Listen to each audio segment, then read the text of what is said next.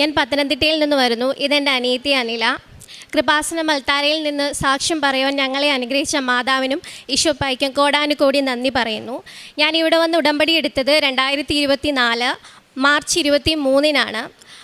ആദ്യത്തെ എൻ്റെ നിയോഗം എന്ന് പറയുന്നത് എൻ്റെ 2 ബ്രസ്റ്റിലും സിസ്റ്റ് ഉണ്ടായിരുന്നു. കൃപാസനത്തിൽ വരുന്നതിന് മുമ്പ് എനിക്ക് നല്ല പെയിൻ ആയിരുന്നു. ഞാൻ ഇവിടെ വന്ന് ഉടമ്പടി എടുത്തു. മാതാവിനോട് പറഞ്ഞു, മാതാവേ എൻ്റെ പെയിൻ എനിക്ക് മാറ്റി തരണമേ എന്ന്. ഇവിടുത്തെ നേർച്ചവസ്തുക്കളായ ഉപ്പ്, തൈലം ഇവ ഉപയോഗിച്ചതിലൂടെ എനിക്ക് പെയിൻ മാറുകയും എൻ്റെ FNAC ടെസ്റ്റ് ചെയ്യുകയും ആ ടെസ്റ്റ് നെഗറ്റീവാക്കി തരികയും മാതാവ് ചെയ്തു. എനിക്ക് പിന്നീട് ആ രീതിയിലുള്ള വേദനകളൊന്നും എനിക്ക് വന്നിട്ടില്ല. പിന്നീട് എനിക്ക് കിട്ടിയ രോഗസൗഖ്യമെന്ന് പറയുന്നത് 10 വർഷമായിട്ട് എൻ്റെ കാലിൽ ചെറിയ രീതിയിൽ കുരുക്കൾ വന്ന് പൊട്ടുമായിരുന്നു. അത് പൊട്ടി കാലിൽ മൊത്തം സ്പ്രെഡായി ബ്ലഡ് നല്ല രീതിയിൽ വന്നുകൊണ്ടിരിക്കുകയായിരുന്നു. കുറേ ഡോക്ടേഴ്സിനെ കാണിച്ചു, മെഡിസിൻ എടുത്തു, കണ്ടിന്യൂസ് ആയിട്ട് മെഡിസിൻ കഴിച്ചുകൊണ്ടിരിക്കുകയായിരുന്നു. മെഡിസിൻ കഴിച്ചിട്ടും ഒരു കുറവുമില്ലായിരുന്നു.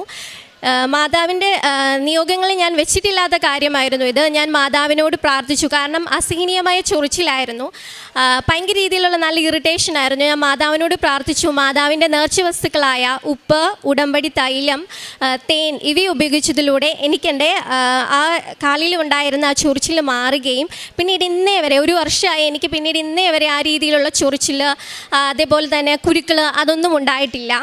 പിന്നെ എനിക്ക് അർട്ടിക്കേരിയ എന്ന് പറയും, ശരീരം മുഴുവനും ചൊറിഞ്ഞ് തടിച്ച് വീർത്തിരിക്കുന്ന ഒരവസ്ഥയായിരുന്നു.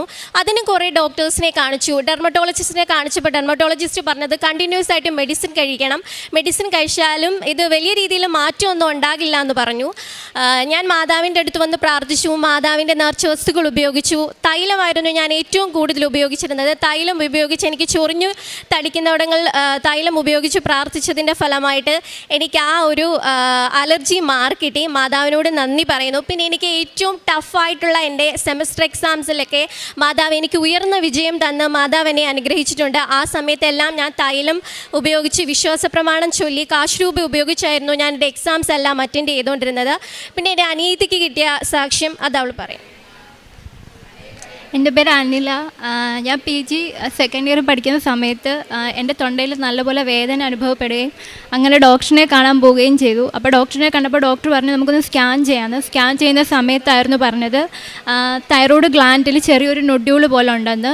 അങ്ങനെ ചേച്ചി കൃപാസനത്തിൽ വന്ന് ഉടമ്പടി എടുക്കുന്ന കാര്യമൊക്കെ എനിക്കറിയാമായിരുന്നു. അപ്പോൾ ചേച്ചി എന്നോട് പറഞ്ഞു നമുക്ക് ഇവിടെ വരാം, പ്രാർത്ഥിക്കാം, ദൈവത്തിൽ വിശ്വസിക്കണം എന്നൊക്കെ പറഞ്ഞു. അപ്പോൾ ചേച്ചി പറഞ്ഞിട്ടായിരുന്നു ഞാൻ കൂടെ വന്നത്.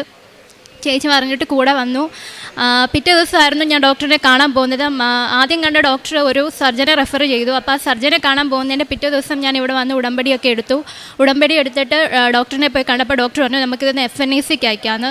FNACക്ക് അയച്ചു. കുറഞ്ഞ് ആ സമയത്തൊക്കെ ഞാൻ നേർച്ച വസ്തുക്കളൊക്കെ ഉപയോഗിച്ചായിരുന്നു, ഉപ്പ് തൈലമൊക്കെ ഉപയോഗിച്ചായിരുന്നു. അങ്ങനെ 7 ദിവസം കഴിഞ്ഞപ്പോൾ FNACയുടെ റിപ്പോർട്ട് വന്നു. FNACയുടെ റിപ്പോർട്ട് എന്ന് പറയുന്നത് നെഗറ്റീവായിരുന്നു. എൻ്റെ തൈറോയ്ഡ് ഗ്ലാൻഡിലായിരുന്നു ആ നൊഡ്യൂൾ ഉണ്ടായിരുന്നത്. ആ നൊഡ്യൂൾ എന്ന് പറയുന്നത് തൈറോയ്ഡ്സ് 4 എന്ന് പറഞ്ഞ കാറ്റഗറി ആയിരുന്നു.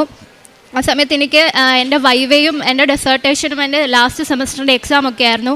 എനിക്കൊരുപാട് പേടിയുണ്ടായിരുന്നു.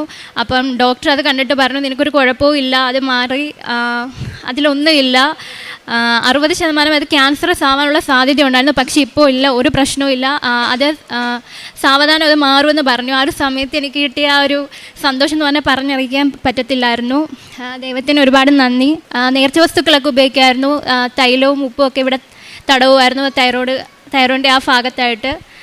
ദൈവത്തിന് ഒരുപാട് നന്ദി, മാതാവിനും ഒരുപാട് നന്ദി. ചെയ്തിട്ടുള്ള പ്രേക്ഷിത പ്രവർത്തനം എന്ന് വെച്ചാൽ ഇവിടുന്ന് പത്രം വാങ്ങിച്ചുകൊണ്ട് പോയി ഹോസ്പിറ്റലിൽ കൊണ്ട് കൊടുക്കുമായിരുന്നു. ഹോസ്പിറ്റലിലുള്ള പേഷ്യൻസിനെ കാണാമായിരുന്നു. പിന്നെ ഉച്ചയ്ക്ക് പൊതിച്ചോറ് കൊണ്ട് കൊടുക്കുമായിരുന്നു. ഞങ്ങളെ കൊണ്ടാവുന്ന രീതിയിലുള്ള സഹായം മറ്റുള്ളവർക്ക് ചെയ്തു കൊടുക്കുമായിരുന്നു. പുറപ്പാട് 15:26 അവിടെ നിന്ന് അവരെ പരീക്ഷിച്ചു.